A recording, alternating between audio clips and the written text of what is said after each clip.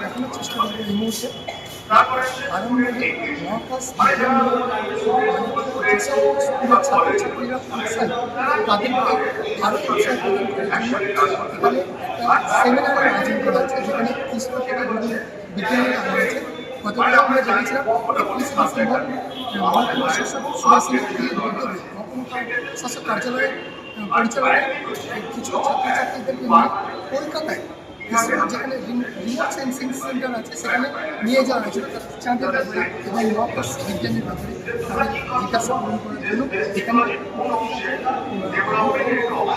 আপনারা আছেন খবর আমি আছি শেখ নওশাদ।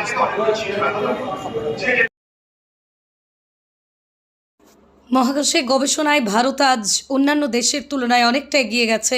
স্পেস স্টেশনে স্যাটেলাইট পাঠানো থেকে শুরু করে চন্দ্রযান, অন্যান্য সাফল্য গর্ব করার মতো।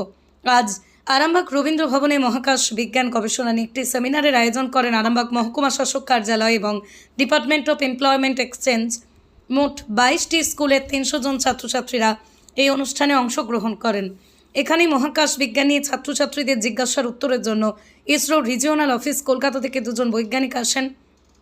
ডক্টর আরতি পাল, ডক্টর দাস খুব সুন্দরভাবেই ছাত্রছাত্রীদের মহাকাশ বিজ্ঞান নিয়ে প্রশ্নের উত্তর দেন। কি বললেন মহকুমা শাসক রবি কুমার এবং কি বললেন deputy director of employment exchange Indrani Sengupta, শুনুন। খবরটি ভালো লাগলে আমাদের চ্যানেলটি অবশ্যই ফলো, খবরটি শেয়ার করে পাশে থাকবেন। আপনারা দেখছেন খবর আরামবাগ, যে কথা কেউ বলে না, আপনার পাশে, আপনার সাথে। তো শুরু করছি জেনেসিস, মানে কি করে আমাদের শুরু হলো। একটা চার্ট ছিল, হ্যাঁ, কেরালার তুম্বা বলে একটা জায়গা আছে, সেইখানে একটা চার্ট ছিল। সেইখানটায় আমাদের প্রথম ইন্ডিয়ান স্পেস প্রোগ্রামটা শুরু হয়। কিন্তু হঠাৎ কেন এই চার্টে নিয়ে আমরা শুরু করতে গেলাম? কোনো ধর্মীয় কারণে কিন্তু নয়। তুম্বা যেই পজিশনটা আমাদের কেরালা স্টেটে আছে, সেটা একটা ম্যাগনেটিক ইকুয়েটরিয়াল ওপর বিলং করে। তো সমুদ্রের খুব পাশে, যেখান থেকে লঞ্চ করার খুব সুবিধে। তো পজিশনাল অ্যাডভান্টেজের জন্য ওই লোকেশনটা আমাদের দরকার ছিল, কিন্তু খুব রিমোট ভিলেজ, আর কোনো এস্টাবলিশমেন্ট কাছাকাছি ছিল না। তো কাজ শুরু করার জন্য আমাদের একটা জায়গা দরকার ছিল। তো আমাদের যারা ফোরফাদার আছে তারা অ্যাপ্রোচ করেছিলেন চার্চের ফাদারকে যে আমাদের অ্যালাউ করা হোক সায়েন্টিফিক কাজ করার জন্য। তো ওনারা অ্যালাউ করেছিলেন। তো আমরা শুরু করেছিলাম আমাদের স্পেস প্রোগ্রাম। বলেন। আজকে আমরা একটা সেমিনার করছি যে আমার আরামবাগ সাব ডিভিশন থেকে যে স্টুডেন্টরা আছে বিভিন্ন স্কুল থেকে ওনাকে আজকে দেখা হচ্ছে। অ্যারাউন্ড 300+ স্টুডেন্ট আছে, তার সাথে ওনার টিচার আছে। তো আজকে যে অনুষ্ঠানের যে আমার মেন উদ্দেশ্য আছে যে এটা আছে কি আমরা স্পেস সায়েন্সের জন্য আমরা স্টুডেন্টদেরকে একটু আরও অ্যাওয়্যার করতে চাইছি। আমরা চাইছি কি আরামবাগ সাব ডিভিশন থেকে স্টুডেন্টরা পার্টিসিপেট করবে, এটাকে স্পেস সায়েন্সকে উনি অ্যাজ আ ক্যারিয়ার ফর্ম করবে ওনার, এটাই আমার মেন উদ্দেশ্য আছে।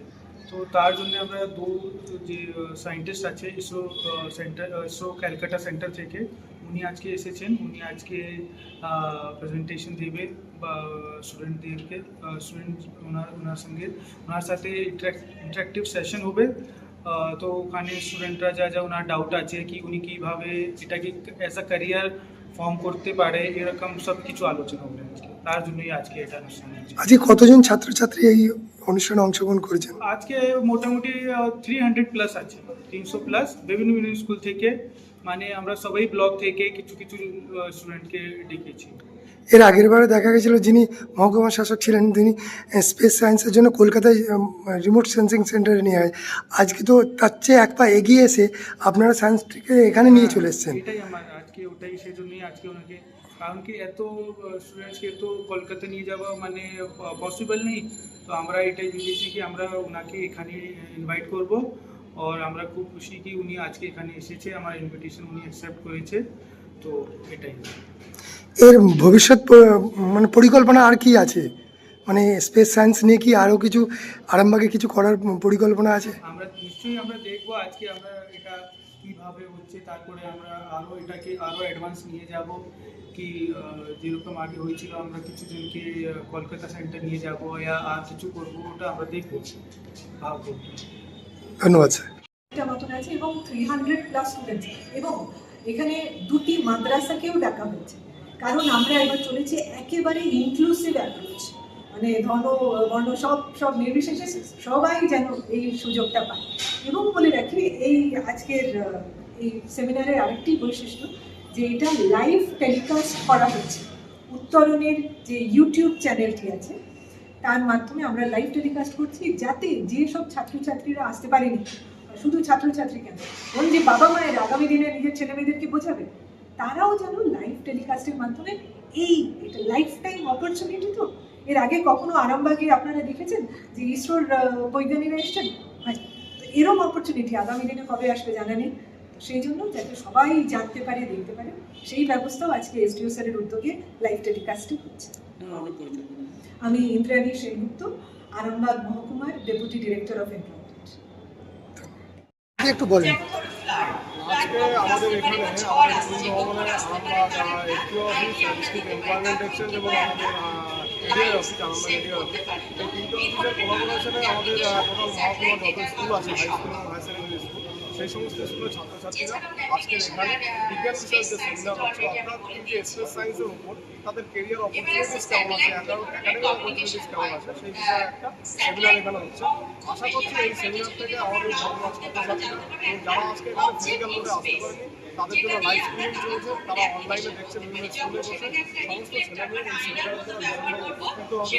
এবং সায়েন্সের যারা উদ্বুদ্ধ এবং যারা উদ্বুদ্ধ নয়, বোধ সমস্ত উভয় স্টুডেন্ট এই সেমিনারের মাধ্যমে আশা করছি ভবিষ্যতে বিশ্বকর্মা সায়েন্সের প্রতি উদ্বুদ্ধ হবে, উৎসাহিত হবে। আপনার পরিচয়? আমরা Madhur Biswas, sub inspector secondary education. Nursing home, এখানে অভিজ্ঞ ডাক্তার দ্বারা normal, caesar, high risk pregnancy, delivery সহ সমস্ত অপারেশন সুলভে করা হয়। Doctor Kalidas Ghosh MBBS, MD gynae, DNB, FICOG, অভিজ্ঞ প্রসূতি ও স্ত্রীরোগ বিশেষজ্ঞ, কোর্ট রোড, আরামবাগ বাস স্ট্যান্ডের সন্নিকটে। যোগাযোগ নম্বর 7384893374 অথবা 9153144650 অথবা 7001653381।